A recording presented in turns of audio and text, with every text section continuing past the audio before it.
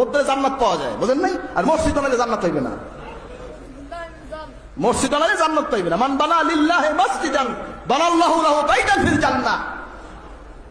নবীজি বলছেন আল্লাহর ঘর মসজিদে দুনিয়ায় তৈরি করবে সে ব্যক্তি, তার জন্য আল্লাহ জান্নাতে বালাখানা তৈরি করবে।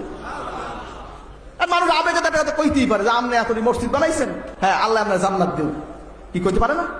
আপনি এত মানুষের হেদায়েত করছেন, এত মানুষকে আপনার ওসিলা এত মানুষ দাড়ি রাখছে, টুপি রাখছে, নামাজ পড়ছে, আমরা তো জান্নাতি। আবেগে মানুষ বলতে পারে না, ভুল মানুষ হইতে পারে।